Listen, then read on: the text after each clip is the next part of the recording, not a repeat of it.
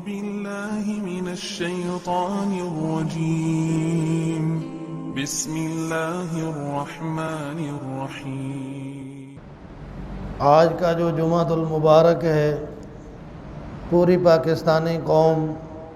حکومتی سطح پر بھی اور انفرادی سطح پر بھی القدس کے نام سے منا رہی ہے۔ یہ القدس مسجد اقصی اور فلسطینی مسلمانوں پر جس طرح وحشیانہ بمباری کے ذریعے سے فلسطینی مسلمانوں کا قتل عام کیا گیا ہے اور ایک بڑی تعداد میں معصوم بچوں کو بھی اس بمباری کا نشانہ بنایا گیا، ان مظالم کے خلاف آج پاکستانی قوم اور دنیا بھر کے اندر لوگ اس کی مذمت میں، اس کے خلاف بطور احتجاج اپنی آواز اٹھا رہے ہیں، اور پاکستانی قوم اپنے فلسطینی بھائیوں سے اظہار یکجہتی کے لیے آج پورے ملک کے اندر جمعے کے بعد القدس کے نام سے مارچ کیے جا رہے ہیں، اور یہ پیغام دیا جا رہا ہے کہ پاکستانی قوم اپنے مظلوم فلسطینی بھائیوں کے ساتھ ہے، ہر طرح سے ان کی تائید اور ان کی حمایت کرتی ہے۔ حضور نبی کریم صلی اللہ علیہ وسلم سے پوچھا گیا، یہ جو القدس اور مسجد اقصی اور مسلمانوں کا اس کے حق میں آواز اٹھانا، یہ کوئی سیاسی مسئلہ نہیں ہے، یہ تو ہم نے بنا دیا ہے نا کہ بھئی یہ سیاسی مسئلہ ہے، کچھ ملک اس کو تسلیم کر لیں۔ یہ عقیدے اور نظریے کا مسئلہ ہے، ایمان کا مسئلہ ہے۔ سب سے پہلی بات یہ ہے کہ نبی اکرم صلی اللہ علیہ وسلم سے پوچھا گیا، حضرت ابو ذر غفاری رضی اللہ عنہ روایت کرتے ہیں کہ آپ صلی اللہ علیہ وسلم سے پوچھا گیا کہ اس روئے زمین پر سب سے پہلا گھر کون سا بنایا گیا ہے اللہ کے گھروں میں سے؟ تو آپ صلی اللہ علیہ وسلم نے فرمایا، اس زمین پر سب سے پہلا اللہ کا جو گھر بنایا گیا وہ بیت اللہ، کعبۃ اللہ ہے۔ پھر پوچھا گیا کہ اس کے بعد؟ تو آپ صلی اللہ علیہ وسلم نے فرمایا کہ اس کے بعد جو اس دنیا پر اللہ کا گھر تعمیر کیا گیا وہ مسجد اقصی ہے، بیت المقدس ہے۔ بیت المقدس کے بارے میں، مسجد اقصی کے بارے میں یہ روایات بھی آتی ہیں کہ اللہ کے نبی داؤد علیہ السلام نے اس کی تعمیر شروع کی، لیکن بڑی تعداد یہ ہے کہ اس کی تعمیر سیدنا سلیمان علیہ السلام نے شروع کی اور اللہ کا یہ گھر تعمیر کیا۔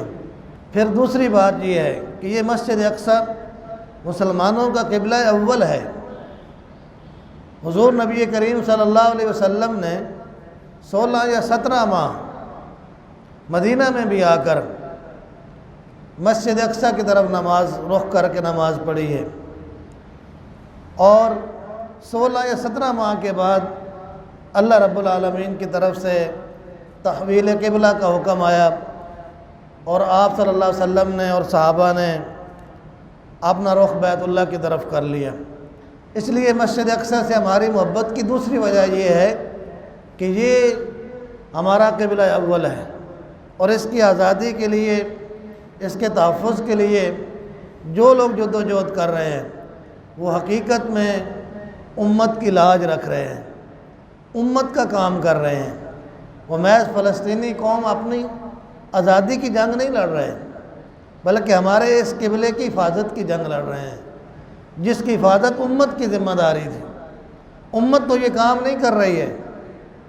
لیکن فلسطینی قوم نے امت مسلمہ کا یہ کام کیا ہے، جو قوم کو بحیثیت امت ہمیں کام کرنا چاہیے تھا۔ کہ اللہ کے نبی صلی اللہ علیہ وسلم نے فرمایا 3 مساجد ایسی ہیں جن کی طرف بندہ اسپیشل سفر کر کے بطور برکت اور بطور اجر وہاں سفر کر کے جا سکتا ہے۔ یہ 3 مسجدیں ایسی ہیں جہاں انسان کو جانا چاہیے، سفر کر کے جانا چاہیے، خرچہ کر کے جانا چاہیے، اور وہاں کی عبادات، وہاں کی جو نمازیں ہیں وہاں پڑھنے کا بہت زیادہ اجر ہے۔ یہ ہمارے ہاں تو یہ نہیں ہے کہ ان 3 مساجد کے علاوہ کسی جگہ پر اس لیے جانا کہ وہاں جانے سے ثواب زیادہ ملے گا، یہ جائز نہیں ہے کہ جا کے کوئی بندہ کہے کہ بھائی تبلیغی جماعت والے کہیں کہ جی مرکز میں جا کر پڑھنے کا زیادہ ثواب ہے، جامع جماعت اسلامی والے کہیں کہ بھائی منصورہ میں جانے کا بڑا ثواب ہے، نہیں، 3 مسجدوں میں جانے کا ثواب ہے۔ ان میں سے سب سے زیادہ ثواب کس میں ہے؟ مسجد حرام بیت اللہ، اس کے بعد دوسرے نمبر پر مسجد نبوی مدینہ منورہ میں جانا، مسجد نبوی کے اندر نماز پڑھنا، اور تیسرا مسجد اقصیٰ۔ نبی اکرم صلی اللہ علیہ وسلم سے حضرت عبداللہ بن عمر فرماتے ہیں کہ نبی علیہ السلام نے فرمایا کہ اللہ کے نبی سلمان علیہ السلام نے 3 دعائیں کی۔ ایک یہ دعا کی کہ یا اللہ جو بھی میں فیصلے کروں بحیثیت حکمران، اے اللہ وہ فیصلے میرے تیرے حکم کے مطابق ہوں۔ دوسری یہ دعا کی کہ اللہ جو بادشاہ تو نے مجھے دی ہے انسانوں پر، چرندوں پر، پرندوں پر، حتیٰ کہ چونٹیوں پر بھی، اے اللہ ایسی بادشاہ دنیا میں کسی اور کو نہ دینا۔ اس لیے نبی صلی اللہ علیہ وسلم کے بارے میں آتا ہے ایک حدیث کے اندر کہ آپ صلی اللہ علیہ وسلم نے فرمایا کہ آج شیطان تو میرے قبضے میں آ گیا تھا، میرا دل چاہتا تھا کہ آج شیطان کو آج میں مسجد نبوی سے باندھ دیتا ستونوں کے ساتھ، لیکن پھر میں نے اس کو چھوڑ دیا، اس لیے کہ مجھے سلمان علیہ السلام کی یہ دعا یاد آ گئی کہ اے اللہ جو بادشاہ تو نے مجھے دی ہے وہ کسی اور کو عطا نہ کرنا۔ اور تیسری دعا یہ فرمائی کہ اے اللہ جو اس گھر میں مسجد اقصیٰ میں آ کر نماز پڑھے، عبادت کرے، تو اس کے گناہوں کا ختم کر دینا، مٹا دینا۔ آپ صلی اللہ علیہ وسلم نے فرمایا کہ پہلی دونوں دعائیں تو قبول ہو گئیں، لیکن آپ صلی اللہ علیہ وسلم نے فرمایا کہ مجھے امید ہے اللہ سے کہ ان کی یہ تیسری دعا بھی قبول ہوگی۔ اس لیے مسجد اقصیٰ سے ہماری محبت کی تیسری وجہ یہ ہے کہ یہ ہمارا مسلمانوں کے لیے اور اس روئے زمین پر مسلمانوں کے لیے سب سے بڑی عبادت گاہ ہے، جو تیسرے نمبر پر قابل احترام اور مقدس ہے۔ اس کے بعد یہ بات ہمیں یاد رکھنی چاہیے کہ یہ جو مسجد اقصیٰ ہے، سیدنا حضرت عمر فاروق رضی اللہ عنہ ان کے دور میں یہ فتح ہوئی، مسجد اقصیٰ، بیت المقدس اور فلسطین کی فتح۔ حضرت عمر رضی اللہ عنہ اپنے دور خلافت میں 4 بار وہاں تشریف لے گئے ہیں، اور وہیں بیٹھ کر آپ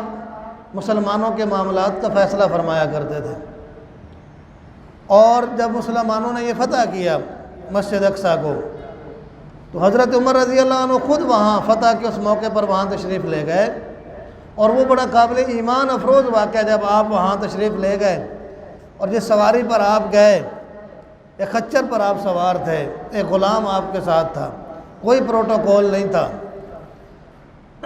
جب لوگوں نے دیکھا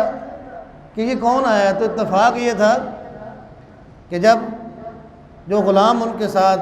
سوار تھا وہ باری باری دونوں سوار ہو رہے تھے، اس کی باری جا کر قریب آ گئی۔ جب فتح قدس کے انعامات کے لیے وہاں تشریف لے گئے تو غلام نے عرض کیا کہ امیر المومنین آپ سوار رہے ہیں، لوگ کیا کہیں گے؟ فرمایا نہیں، لوگوں کی پرواہ نہ کرو، یہ تمہارا حق ہے، تم اس پر سوار رہو۔ اور جب وہاں پہنچے تو وہاں لوگ حیران رہ گئے، فلسطینی لوگ، کہ یہ مسلمانوں کا خلیفہ ہے، ان کی سادگی سے اور ان کی وہ سواری کا اس طرح، ان کا تو خیال یہ تھا کہ کوئی بڑا بادشاہ ہوگا، بڑے پروٹوکول میں آئے گا، سواریوں کے جھرمٹ میں آئے گا، آگے پیچھے وہ بڑے شاندار گھوڑے ہوں گے۔ لیکن جب انہوں نے دیکھا تو بعض روایات میں یہ بھی آتا ہے کہ بعض صحابہ نے کہا امیر المومنین آپ تھوڑا لائف سٹائل چینج کریں تاکہ لوگوں کو پتہ چلے کہ مسلمانوں کا خلیفہ آ رہا ہے۔ تو سیدنا فاروق اعظم رضی اللہ عنہ نے کہا کہ آپ اس کی فکر نہ کریں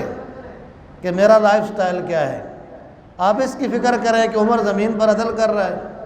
اللہ کے حکم کو نافذ کر رہا ہے، تو بس یہی کافی ہے۔ تو بہرحال حضرت عمر رضی اللہ عنہ جب وہاں خود تشریف لے گئے تو مسجد اقصیٰ کی چابیاں خود جا کر وصول کیں، اور یہ اس بات کا اعلان تھا کہ قبلہ اول فلسطین اقصیٰ، مسجد اقصیٰ یہ اب مسلمانوں کی ہے اور کبھی اس پر کوئی اور قوم قابض نہیں ہوگی۔ اور پھر آپ کو یہ بھی بات ہمارے علم میں ہونی چاہیے کہ نبی صلی اللہ علیہ وسلم نے مدینہ میں یہودیوں سے تنگ آ کر جو یہودیوں کو پہلی دفعہ مدینہ سے نکالا اور یہ خیبر میں جا کر آباد ہوئے۔ پھر حضرت عمر رضی اللہ عنہ نے اپنے دور حکومت میں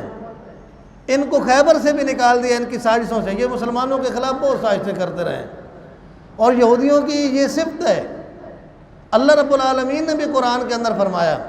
کہ لَتَجِدَنَّ أَشَدَّ النَّاسِ عَدَاوَةً لِلَّذِينَ آمَنُوا الْيَهُودُ وَالَّذِينَ أَشْرَكُوا، کہ مسلمانوں کے سب سے بڑے دشمن وہ یہودی ہیں، اور ان کے بعد وہ دوسرے بڑے دشمن ہیں وہ مشرک ہیں، یہ جو ہندو ہیں اور اس طرح کے جو قومیں آباد ہیں دنیا میں۔ تو ہمارا صف اول کا دشمن وہ یہودی ہے، قرآن نے یہ کہا۔ تو حضرت عمر رضی اللہ عنہ کے دور میں جب انہوں نے سازشیں کی تو حضرت عمر رضی اللہ عنہ نے یہودیوں کو خیبر سے بھی نکال دیا، اور اس وقت سے پھر یہ تتر بتر دنیا کے اندر پھر رہے تھے۔ پھر دنیا کی سامراجی طاقتوں نے، امریکہ، برطانیہ، فرانس اور دیگر دنیا کے سامراجی طاقتوں نے، دشمن قوموں نے ایک سازش کر کے 1948 کے اندر یہودیوں کو فلسطین کا حصہ بنایا، اور وہاں باقاعدہ ایک اسرائیلی ریاست کو تسلیم کیا گیا، اور وہاں وہ اسرائیلی ریاست عین مسلمانوں کی جو درمیانہ ملک ہے، پوری دنیا کے جتنے مسلم ملک ہیں ان کا جو وسطی ملک ہے وہ فلسطین ہے۔ تو مسلمانوں کے وسط کے اندر یہ ایک ناجائز ریاست امریکہ کی سرپرستی میں، برطانیہ کی سرپرستی میں قائم ہوئی، اور 1948 کے بعد سے لے کر آج تک یہ ناجائز اور غاصب ریاست مسلمانوں کو مسلسل کچل رہی ہے، فلسطینیوں کو۔ اور 1967 کے اندر انہوں نے اپنی پارلیمنٹ کے ذریعے سے یہ قرارداد بھی پیش کی اور باقاعدہ فلسطین کو ایک ریاست بنایا، اور اس وقت سے لے کر آج تک دنیا کے اندر یہ ایک دنیا کے اندر کشمکش لگی ہوئی ہے کہ فلسطین کو اسرائیل کو تسلیم کیا جائے یا کہ نہ کیا جائے۔ کچھ ملکوں نے تو اس وقت بھی جو امریکہ کی سرپرستی میں تھے انہوں نے اسرائیل کو تسلیم کیا 1948 کے اندر بھی، اور مختلف مسلم ممالک نے اسرائیل کو تسلیم کرنے سے انکار کر دیا، اس لیے کہ یہ ایک ناجائز ریاست، ایک ناجائز بچہ ہے جس کو ایک زبردستی صہیونی طاقتوں کی سرپرستی کی امریکہ نے، برطانیہ نے، اور اس کو باقاعدہ ایک ناجائز ریاست کے طور پر مسلمانوں کے اندر گھسایا ہے اور مسلمانوں کے اوپر اپنا قبضہ اور تسلط کے لیے۔ لیکن اس کا نتیجہ کیا ہوا ہے؟ کچھ مسلمان ریاستوں نے اسرائیل کو تسلیم کیا، کچھ نے اس وقت کیا، کچھ اب قریب تر کچھ مسلمان ریاستوں نے اس اسرائیل کو تسلیم کیا۔ لیکن پاکستان کے آئین کے مطابق، اور بانی پاکستان قائد اعظم محمد علی جناح، انہوں نے قیام پاکستان کے وقت اور بعد میں بھی اپنی تقاریر کے اندر اس بات کو واضح کیا کہ اسرائیل ایک ناجائز ریاست ہے، اسرائیل ایک ناجائز بچہ ہے جسے پاکستان کبھی تسلیم نہیں کرے گا۔ اور الحمدللہ آج تک کسی حکمران کو یہ جرأت نہیں ہوئی، اور نہ کوئی یہ کر سکتا ہے، نہ پاکستانی قوم یہ کرنے دے گی کہ اس ناجائز اسرائیلی ریاست کو تسلیم کیا جائے۔ اس لیے 1967 کے اندر وہ ہولناک اور وہ بد نصیب اور بدقسمت واقعہ بھی پیش آیا جب مسجد اقصی کے اندر آگ لگا دی گئی اور اس کے مین دروازے کو جلا دیا گیا، اور وہ ممبر بھی جلا دیا گیا جو ممبر اسپیشلی صلاح الدین ایوبی نے اس وقت منگوایا تھا، سلطان صلاح الدین ایوبی، اس وقت انہوں نے وہ ممبر منگوایا تھا جب انہوں نے مسجد اقصی کو فتح کیا، اور فتح کرنے کے بعد انہوں نے اپنا وہ خاص ممبر منگوایا اور کہا کہ اس پر کھڑے ہو کر مسلمان جو ہیں وہ خطبہ جمعہ اور عیدین کا خطبہ دیا کریں گے، اور وہ اس مسجد کا حصہ بنا دیا گیا۔ لیکن 1967 کے اندر اسرائیلی دہشت گردی کے نتیجے میں، امریکہ کی سرپرستی میں اور دنیا کے ان بدماش ملکوں کی سرپرستی میں یہ ہولناک کھیل بھی کھیلا گیا جب مسجد اقصی کو آگ لگا دی گئی اور اس کا جو مرکزی دروازہ ہے اور وہ ممبر بھی جلا دیا گیا۔ یہ جان بوجھ کر اور سازش کے تحت جلایا گیا۔ آج پھر دسمبر 2017 میں جب اسرائیل نے یہ اعلان کیا کہ وہ اپنا دارالخلافہ، اپنا کیپٹل سٹی وہ مسجد اقصی اور غزہ کو بنائے گا، اس وقت کے امریکی صدر ڈونلڈ ٹرمپ نے دسمبر 2017 میں یہ اعلان کیا کہ امریکہ بھی اپنا سفارت خانہ وہ القدس کے اندر منتقل کر دے گا، جس پر مسلمانوں نے بڑا شور بھی ڈالا اور بڑی آوازیں آئیں، لیکن اس کو پینڈنگ کر دیا گیا۔ لیکن ایجنڈا وہی ہے، آج بھی ایجنڈا وہی ہے۔ وہ وہاں سے تل ابیب سے اپنا کیپٹل سٹی چینج کرنا چاہتے ہیں امریکہ کی سرپرستی میں۔ اور آج عین آپ کو یہ یاد ہوگا کہ رمضان کے آخری عشرے میں القدر کی راتوں میں جو کھیل اسرائیل نے بالکل مسجد اقصیٰ کے اندر کھیلا کہ وہاں نمازیوں پر شیلنگ کی، مسجد کے اندر جا کر شیلنگ کی، 69 فلسطینیوں کو مسجد اقصیٰ کے اندر شہید کیا، اور اس پر فلسطینیوں نے ان کے خلاف ایک جدوجہد شروع کی، جہاد شروع کیا، اور پوری دنیا کے اندر تمام مسلمان بے چین اور بے قرار ہو کر اس کی آزادی کے لیے اور مسجد اقصیٰ کے تحفظ کے لیے انہوں نے اپنی آوازیں بلند کی ہیں۔ ہم یہ کام کیوں کرتے ہیں؟ مسلمانوں کو یہ کیوں کرنا چاہیے؟ یہ بات ہمیں کیوں کرنی چاہیے؟ آپ اس پر بھی غور کریں۔ مجھے ایک صبح آدمی کہہ رہے تھے کہ بھائی رولہ وہاں ہوتا ہے جی اور شور پاکستان میں ہونا شروع ہو جاتا ہے۔ بنگلہ دیش میں ملا ابو القادر شہید کیا گیا، آپ نے یہاں شور ڈال دیا، وہاں مسئلہ بنتا ہے تو پاکستان میں ہم کیوں کرتے ہیں؟ یہ لوگوں کی سوچ بن رہی ہے، اور کچھ دانشور یہ سمجھانے کی کوشش کر رہے ہیں کہ دیکھیں جی مسئلہ تو فلسطین کا ہے، آپ کا ملک تو محفوظ ہے، بھائی آپ کو تو روٹی مل رہی ہے، آپ امن سے رہ رہے ہیں، آپ یہ کیوں اپنے ملک کے اندر جناب احتجاج شروع کر دیتے ہیں؟ یہ ان لوگوں کی سوچ ہے جو دین کو، دین کے نام پر، دیندار لوگوں کے اندر، اسلام کے اندر، مسلمانوں کے اندر گھس گئے ہیں۔ اصل مسئلہ یہ سمجھیں کہ ہماری اصل شناخت، ہماری اصل پہچان وہ اسلام ہے۔ ہم سب سے پہلے مسلمان ہیں، ہم سب سے پہلے پاکستانی نہیں ہیں۔ بالکل آپ کلیئر کریں، ہمارے پردادا پاکستانی نہیں تھے، وہ تو یہاں ہندوستان میں رہتے ہوں گے، ہندوستان کے فرد تھے، 1948 میں پاکستان بنا ہے۔ ہماری سب سے پہلی پہچان یہ کہ ہم مسلمان ہیں، پھر ہماری پہچان یہ کہ ہم پاکستانی ہیں۔ یہ ہماری شناخت ہے، معیار نہیں ہے۔ معیار ہمارا یہ ہے کہ ہم مسلمان ہیں، اور قیامت کے دن ہمارا حساب مسلمان ہونے کی حیثیت میں ہونا ہے۔ ہمیں حضور صلی اللہ علیہ وسلم کے دست مبارک سے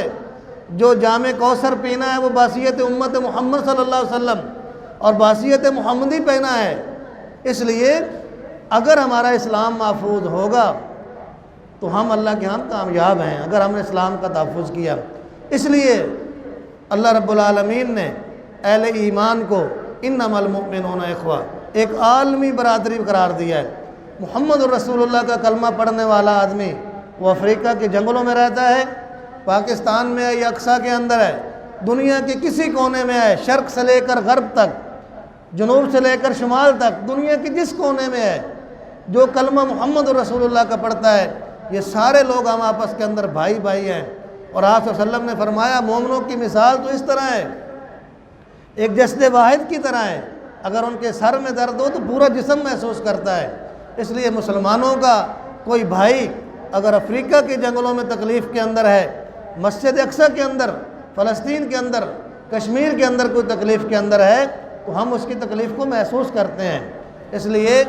کہ ہم ایک امت ہیں، ہم مسلمان سارے بھی ایک عالمی برادری ہیں، اور ہمیں آپس کے اندر مومن کو بھائی بھائی قرار دیا گیا ہے۔ لیکن کبھی ایسا ہوتا ہے شاید ہم اپنے نبی کی باتوں کو سمجھتے نہیں ہیں، اس کی طرف غور نہیں کرتے ہیں۔ آپ صلی اللہ علیہ وسلم نے کیا فرمایا؟ المؤمن اخو المؤمن، مومن مومن کا بھائی ہے۔ کبھی ایسا ہوا ہے کہ میرا بھائی تکلیف میں ہو، میرے بھائی کے گھر پر میرے بھائی کے اوپر کسی نے قبضہ کر لیا ہو، ظلم کر رہا ہو، اور میں اس کے ساتھ اطمینان سے بیٹھا ہوں کہ بھائی میرے بھائی کے ساتھ جو ہوتا رہے، میں تو ٹھیک ہوں؟ ہم اگر بھائی آپس میں لڑے ہوئے بھی ہوتے ہیں لیکن مشکل وقت آتا تو ہم کیا کہتے ہیں کہ بھائی یہ ہماری اپنی لڑائیاں ہیں، لیکن میرا بھائی تو ہے نا، میں اس کے ساتھ کھڑا ہوں۔ بس مسلمان کو ایک مسلمان سے اس کا رشتہ یہی ہے کہ وہ اس کا بھائی ہے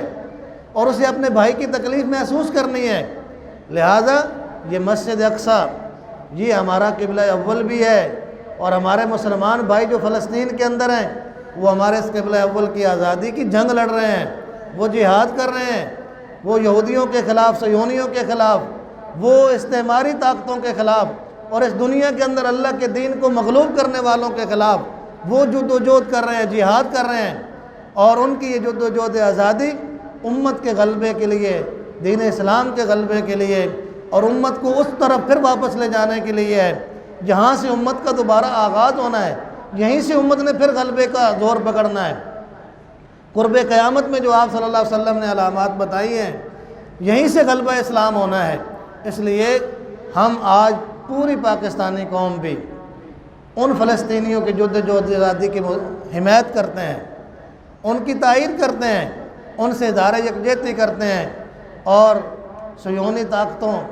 ان کے اعلیٰ کاروں اور ان کے سرپرستوں کی مذمت کرتے ہیں۔ ہم امریکہ کی مذمت کرتے ہیں کہ اس نے اسرائیل کی اس جنگ میں اسرائیلیوں کا ساتھ دیا ہے، اس نے اس جنگ بندی کی حمایت نہیں کی ہے، اس کو ویٹو کیا ہے۔ ہم اس کی مذمت کرتے ہیں، لیکن ہم حکمرانوں سے بھی کہتے ہیں کہ امت مسلمہ کے حکمران، چاہے وہ عرب کے حکمران ہوں، عجم کے حکمران ہوں، کہ وہ ہمت باندھیں۔ یہ تو بے ہمت ہو گئے ہیں۔ آپ یہ بتائیں کہ یہ کیا مشکل ہے کہ مسلمان حکمران اکٹھے ہو جاتے اور یہ اعلان کر دیتے کہ بھئی اگر صہیونیوں نے یہ اس سے باز نہ آئے اور ہمارے بھائیوں پر ظلم سے باز نہ آئے، چاہے وہ کشمیر میں ہوں یا فلسطین میں ہوں۔ میں نے جیسا عرض کیا ہے کہ اب کشمیریوں کی مسلمان بعض ملک حمایت کیوں نہیں کرتے ہیں؟ اس لیے کہ امت کا تصور تو مٹایا جا رہا ہے، وطن کی شناخت زیادہ پیدا کی جا رہی ہے، اس لیے وہ کہتے ہیں یہ تو پاکستانیوں کا مسئلہ ہے۔ اب لوگ کہیں گے کہ بھائی یہ تو عربوں کا مسئلہ ہے، فلسطین نہیں، کشمیر ہو، فلسطین ہو، برما ہو، یہ دنیا کی کوئی جگہ ہو، مسلمان کا بھائی ہے، اور یہ امت کا مسئلہ ہے، مسلمانوں کا مسئلہ ہے۔ اگر مسلمان حکمرانوں کے اندر ہمت ہوتی تو صرف یہ بھی کہہ دیتے نا مل کر کہ بھئی اگر یہ باز نہیں آئیں گے تو پھر ہم ان کی حمایت کرتے ہیں۔ تو آپ کا کیا خیال ہے؟ دنیا کفر آپ کے مقابلے میں نہیں کھڑی ہو سکتی، وہ جہاد کی طاقت کے مقابلے میں نہیں کھڑی ہو سکتی۔ یہ امت کا تو شان امتیازی تھا،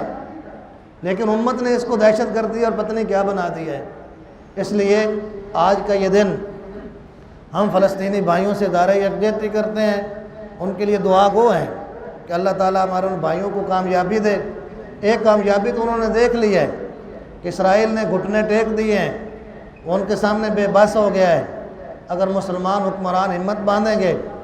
ہم ان ملکوں کو بھی خراج تحسین پیش کرتے ہیں، ان کی تعریف کرتے ہیں جن ملکوں نے مل کر کوشش کی ہے، فلسطینیوں کے لیے آواز اٹھائی ہے۔ پاکستان ہے، ترکی ہے، سوڈان ہے، ملیشیا ہے، ہم ان کو بھی سلام پیش کرتے ہیں۔ چلو ہماری حکومت نے بھی، ہمارے وزیر اعظم صاحب نے بھی، ہمارے لوگوں نے بھی، ترکی نے بھی کوشش کی ہے، لیکن تمام امت کو اس معاملے میں اکٹھا ہونے کی ضرورت ہے۔ بحیثیت قوم بھی، بحیثیت امت، ہمیں اپنے مظلوم بھائیوں سے ہر جگہ پر جہاں پر ہیں ہم ان کی حمایت کرتے ہیں، اور ان سب کے لیے دعا گو ہے کہ اللہ ان مظلوموں کی مدد فرمائے۔ اور حکمرانوں سے بھی ہم کہتے ہیں، امت کے حکمرانوں سے بھی کہتے ہیں کہ وہ دنیا کی زندگی کے پیچھے نہ پڑے، اللہ کے ان بندوں کا ساتھ دیں۔ زندگی تو چلی جائے گی، لوگ تو کرونا سے بھی مر رہے ہیں، گھر میں بیڈ پر بھی مر رہے ہیں، مر تو سب جائیں گے، لیکن اللہ کے بندے جو اللہ کی بندگی میں اور اللہ کے دشمنوں سے لڑتے ہوئے مریں گے، بہرحال وہ اللہ کے ہاں اجر پائیں گے۔ اور جو بزدلوں کی طرح زندگی گزاریں گے اور بے حس لوگوں کی طرح زندگی گزاریں گے اور مظلوموں کی آواز نہیں بنیں گے، وہ اللہ کے ہاں اپنا انجام سوچ لیں، زندگی جلد ختم ہونے والی ہے۔ اللہ تعالیٰ میں سمجھنے کی توفیق عطا فرمائے۔